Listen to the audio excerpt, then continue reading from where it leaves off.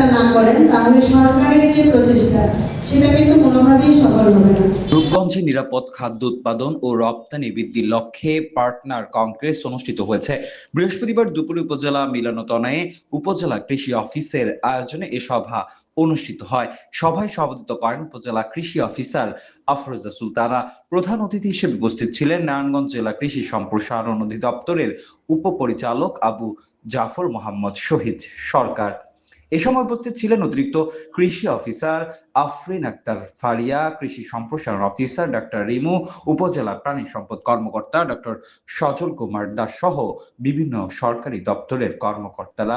সভায় বক্তারা বলেন, নিরাপদ ও পুষ্টিকর খাদ্য উৎপাদন নিশ্চিত করতে আধুনিক কৃষি প্রযুক্তির ব্যবহার বাড়াতে হবে।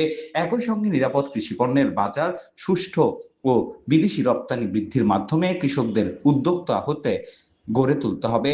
বক্তারা আরো বলেন, টেকসই ও রপ্তানিমুখী কৃষি ব্যবস্থা গড়ে তুলতে কৃষকদের প্রশিক্ষণ, আধুনিক যন্ত্রপাতি ব্যবহার এবং নিরাপদ চাষাবাসে উৎসাহিত করা হচ্ছে।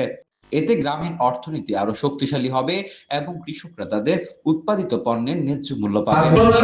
পরিবেশ রক্ষা পাশাপাশি কৃষিকে বিপ্লব ঘটাতে হবে এবং সেই বিষয়গুলো কিন্তু এখন আমাদের চিন্তা করতে হবে। আজকে যদি আমরা এগুলো করতে না পারি তাহলে কিন্তু আমাদের কৃষি হুমকির দিকে যাবে।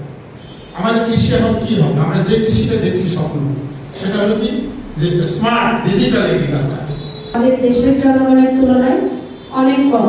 তো আপনারা যদি আমাদেরকে সহযোগিতা না করেন তাহলে সরকারের যে প্রচেষ্টা সেটা কিন্তু কোনোভাবেই সফল হবে না। তো আজকের অনুষ্ঠানে যারা আমাদের কৃষক কিশোরী ভাই বোনেরা ছিলেন এবং আমাদের এখানে উপস্থিত ছিলেন এনজিওর প্রতিনিধিবৃন্দ, এলাকার গণ্যমান্য ব্যক্তিবর্গ, সরকারি অফিসারবৃন্দ আছেন, বীর মুক্তিযোদ্ধা, আমাদের প্রিন্ট ও ইলেকট্রনিক মিডিয়ার